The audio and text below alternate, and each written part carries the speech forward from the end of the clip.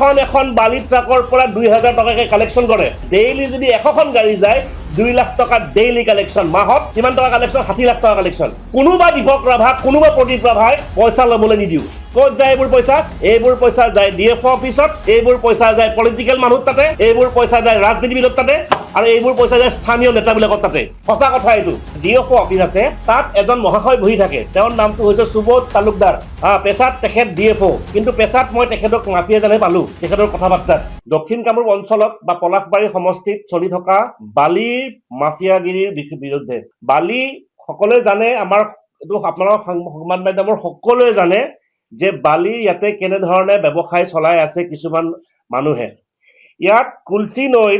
কুলচি নৈৰ অঞ্চলত আমাৰ যি কুলচি এৰিয়াত তাত অবৈধভাৱে কেনেকৈ খনন চলিছে সেইটো বিষয়ে আমি বহুদিন শুনিছোঁ শেহতীয়াকৈ মই এই বিষয়টো লৈ principal chief conservator of forest and head of forest force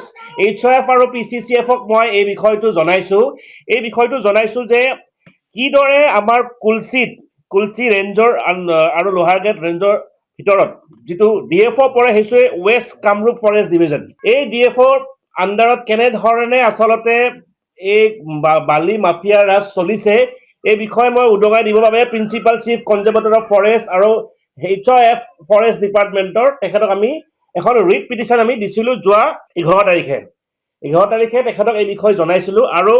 তাত আমি সংলগ্ন কৰি দিছিলোঁ এইখন আপোনাক চাব পাৰিব ধনীপাৰা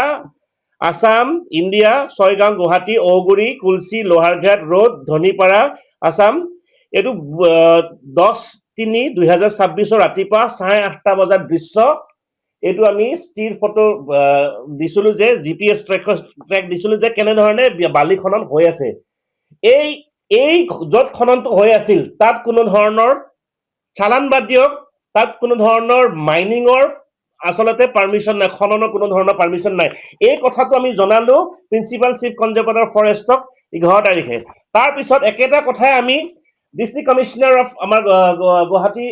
কামৰূপ ৰুৰেলৰ ডিষ্ট্ৰিক্ট কমিশ্যনাৰক এই বিষয়ে আমি ইনফৰ্ম কৰিছোঁ 13 তাৰিখে তেওঁলোকক ইনফৰ্ম কৰাৰ পিছত এইটো চাওক তেওঁলোকৰ চিলমোহৰ লাগি আছে এইটো প্ৰিন্সিপাল কনজাৰভেটৰ চিলমোহৰ লাগি আছে ৰিচিভ কৰি দিছে আমাক তাৰপিছত এই কথাটো জনাবৰ কাৰণে গ'লোঁ আমি বামুণী গাঁৱত যিটো আমাৰ ডিএফঅ অফিচ আছে তাত এজন মহাশয় বহি থাকে তেওঁৰ নামটো হৈছে সুবোধ তালুকদাৰ পেছাত তেখেত ডিএফঅ কিন্তু পেছাত মই তেখেতক মাফিয়া জানে পালো তেখেতৰ কথাবাৰ্তাত পেছাত তেখেতক মই গুণ্ডা জানে পালো কথাবাৰ্তাত এই মানুহজনে মই যেতিয়া এই কথাটো দিব গ'লোঁ যেতিয়া এই কথাটো মই জনাবলৈ গ'লোঁ তেখেতে প্ৰথম কথা আমাক কৈছিলে যে কি সংগঠন তোমালোকৰ কেতিয়া কৰিছা আমিতো নামেই শুনা নাই আপোনালোকৰ জৰিয়তে সেই ডিএফঅ জনক ক'ব বিচাৰিছোঁ আপুনি মোৰ নাম নুশুনিলে আমাৰ সংগঠনৰ নাম শুনিলে নুশুনিলে আমাৰ একো নাযায় ৰাইজে আমি কি কৰিছোঁ ৰাইজে আমাক জানে এই অঞ্চলৰ মানুহে মোক জানে এই অঞ্চলৰ ৰাইজে জানে অসমবাসীয়ে জানে কিমান কাম কৰিছোঁ নকৰিছোঁ কি ভাল কাম কৰিছোঁ কি বেয়া কাম কৰিছোঁ সদনাম বদনাম সকলো ৰাইজে জানে আপুনি সুবোধ তালুকদাৰে নাজানিলে আমাৰ কোনো কথা নাই তাৰপাছত কথাটো দেখিছোঁ যে তেখেতক আমি যেতিয়া কথাটো ক'লোঁ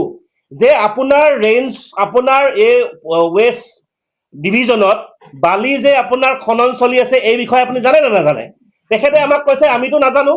এনেধৰণৰ কোনো ধৰণৰ ইয়াতে হেৰি চলা নাই বা বালি মানে কোনো ধৰণৰ ইলিগেল মাইনিং চলা নাই বুলি কৈছে কিন্তু তেতিয়া আমি তেখেতক কৈছোঁ যে এই ফটোকেইখন কিহৰ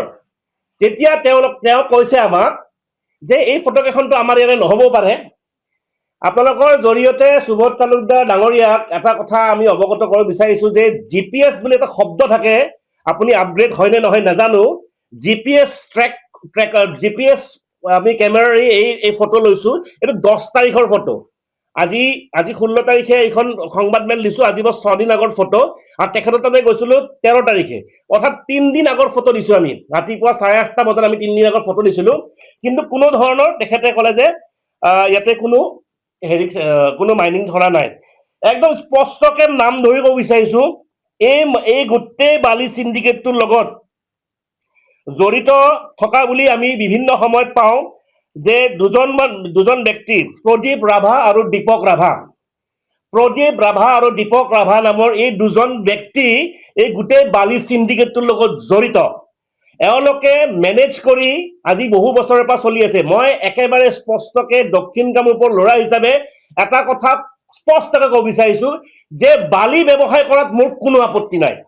বালি ব্যৱসায় কৰক, বালি ব্যৱসায়ত লাগিব, বালিৰ প্ৰয়োজনীয় বস্তু, বালি লাগিব। কিন্তু সেই বালি ব্যৱসায়টো আমাৰ ল'ৰাবিলাকে কৰিব, বালি ব্যৱসায় কৰি আমাৰ ল'ৰাবিলাকে কষ্ট কৰি ট্ৰাক কিনিব, তাতে ব্যৱসায় কৰিব। কোনোবা দীপক ৰাভাক, কোনোবা প্ৰদীপ ৰাভাই পইচা ল'বলৈ নিদিওঁ।